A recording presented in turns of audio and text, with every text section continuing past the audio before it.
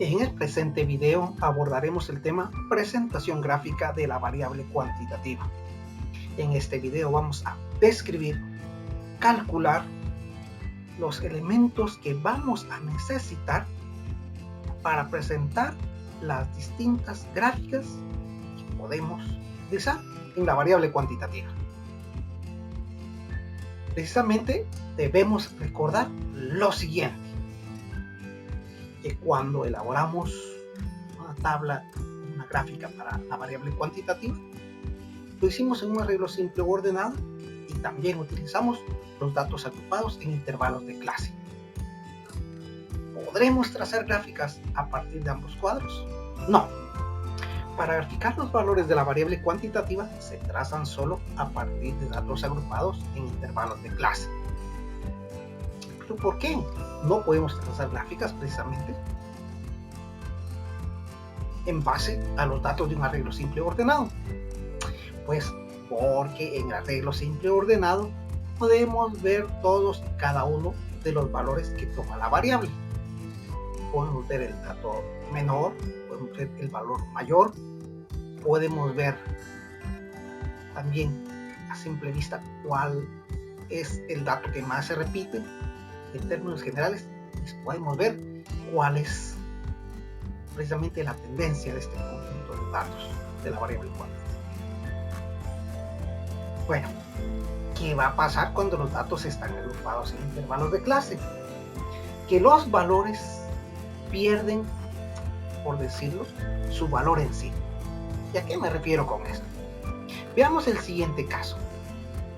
En el segundo intervalo de clase tenemos como límite inferior 33 y 38.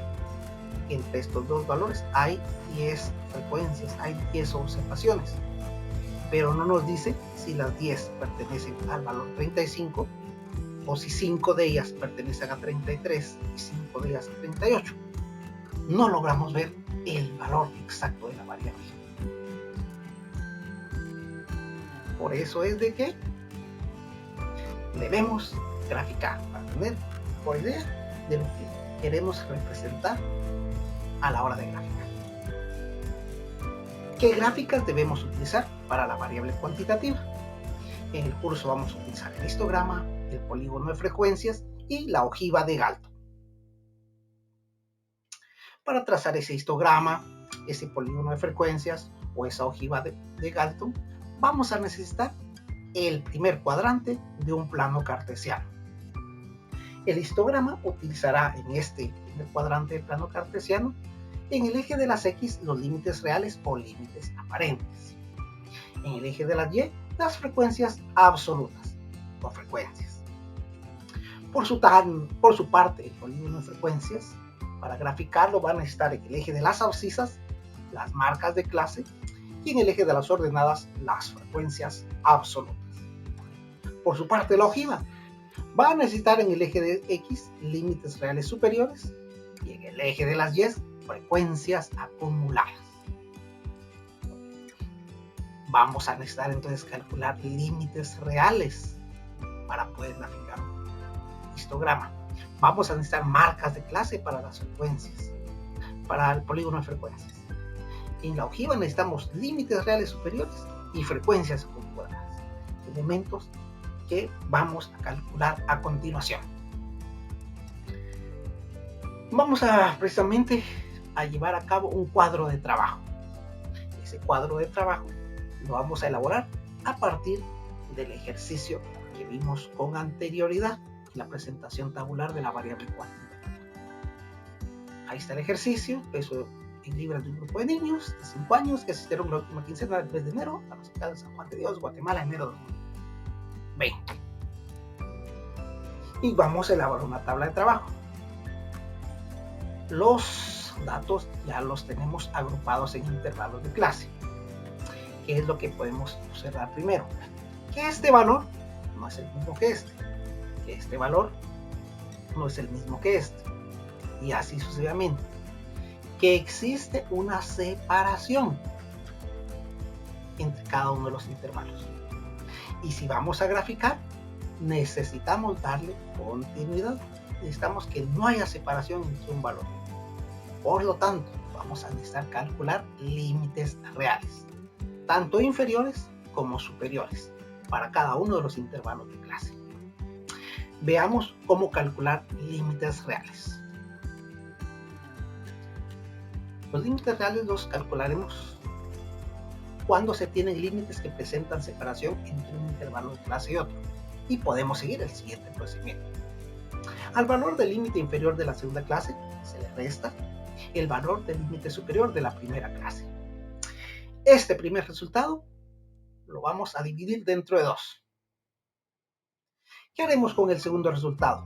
Se lo restamos a los límites inferiores absolutos y solo sumamos a los límites superiores absolutos. A estos nuevos límites los vamos a llamar límites reales. Veamos el siguiente ejemplo a partir de los dos primeros intervalos de clase que estamos trabajando, el de 28 a 30 y de 31 a 33. Para calcular los límites reales dice que debemos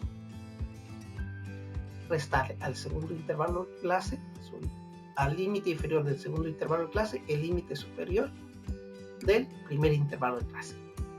Y eso haremos. 31 menos 30 nos da resultado 1. Con este 1 lo que haremos es dividirlo dentro de 2, porque tenemos un límite inferior y un límite superior. El resultado nos va a dar 0.5. Y lo que haremos con ese 0.5 es restárselo a los inferiores absolutos y sumárselo a los superiores absolutos de la siguiente manera. 28 menos 0.5 nos da 27.5. Ese es nuestro primer límite real en el primer intervalo de clase. Y para el segundo intervalo de clase, el límite real inferior va a ser 30.5. Volvemos allá.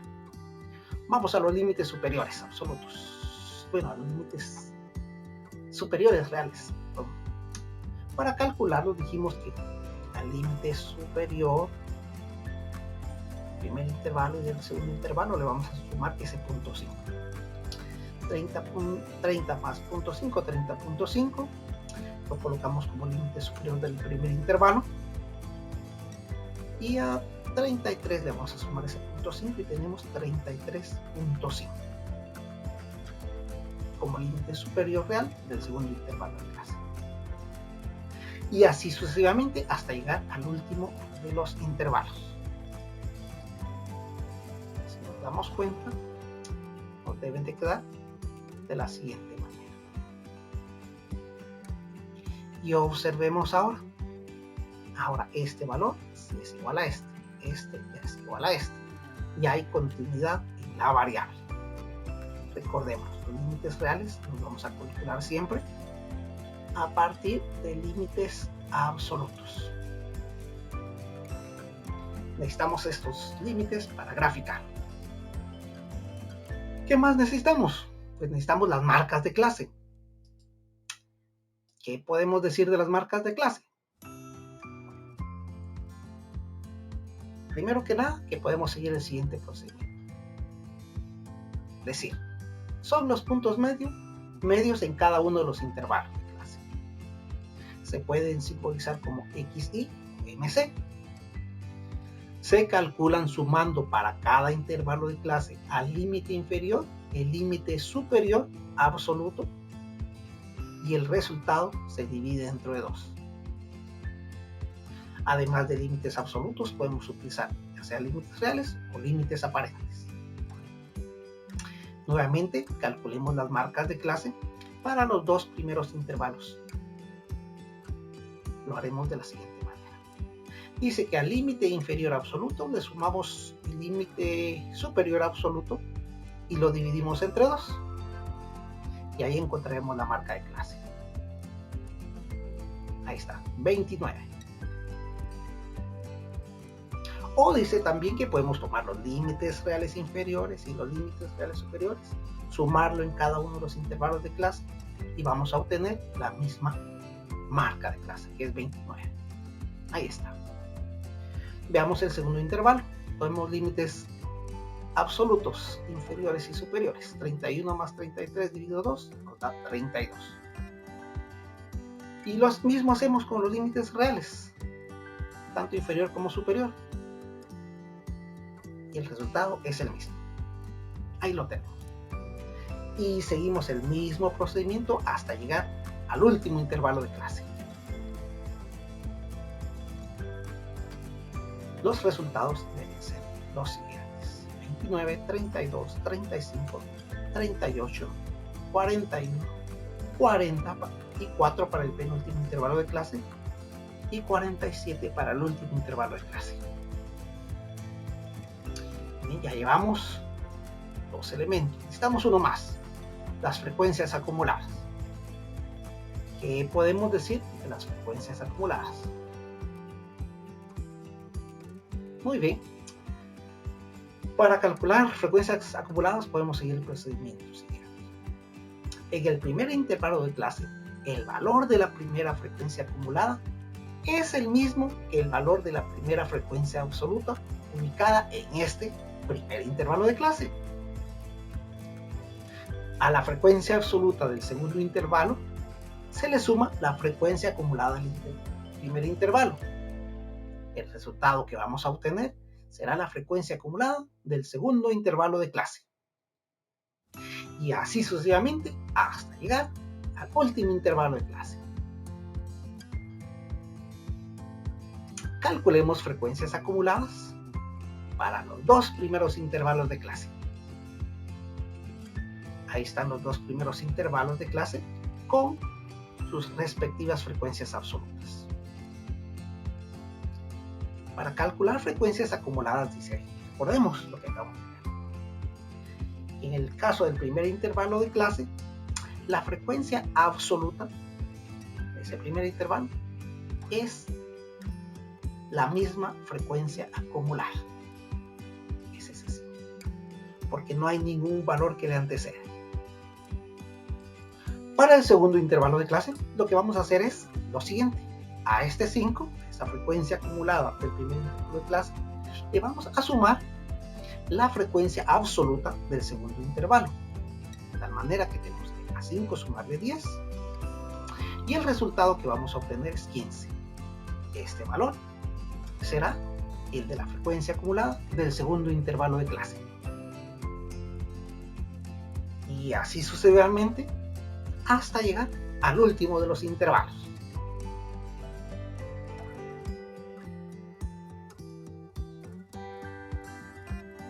Las frecuencias acumuladas en cada uno de los intervalos nos deberán quedar de la siguiente manera: para el primer intervalo 5, para el segundo intervalo 15, para el tercero 25, cuarto 33, siguiente 37, el penúltimo 39 y el último intervalo de clase 40.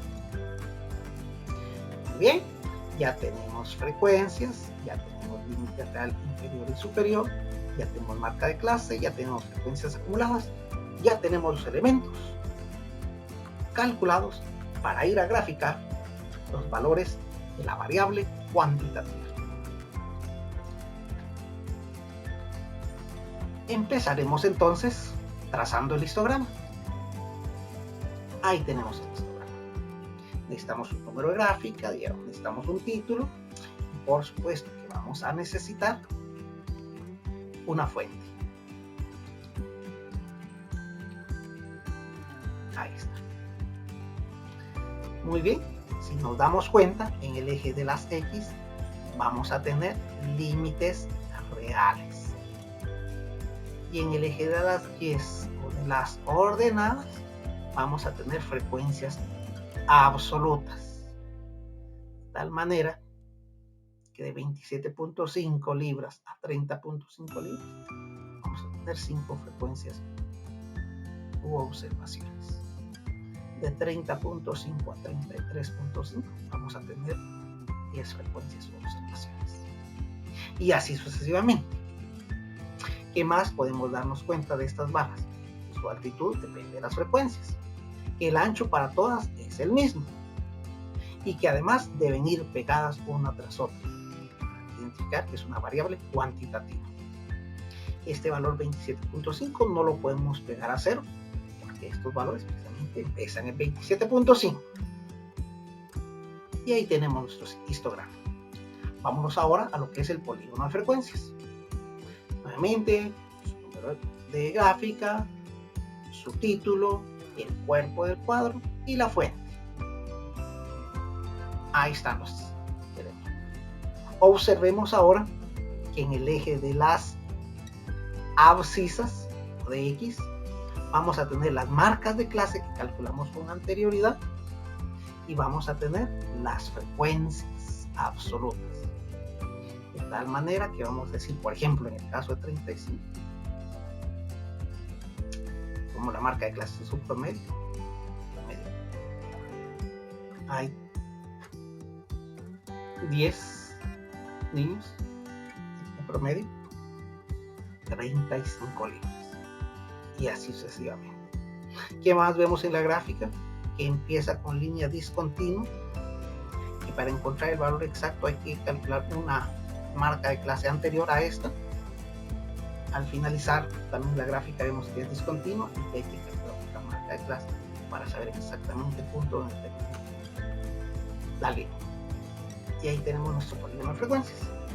Y por último vamos a tener nuestra ojiva de Galton. Gráfica número 3, su título, vamos a tener el cuerpo de la gráfica y su fuente. Ahí estamos. ¿Qué tenemos en el eje de las X en este caso? Tenemos límites reales superiores, que debimos de haberlos calculado, lo hicimos. Y en el eje de las Y, de las ordenadas, vamos a tener frecuencias absolutas. Perdón, frecuencias acumuladas. En el eje de las Y, frecuencias acumuladas. Frecuencias acumuladas. Gracias. Muy bien. Y con esto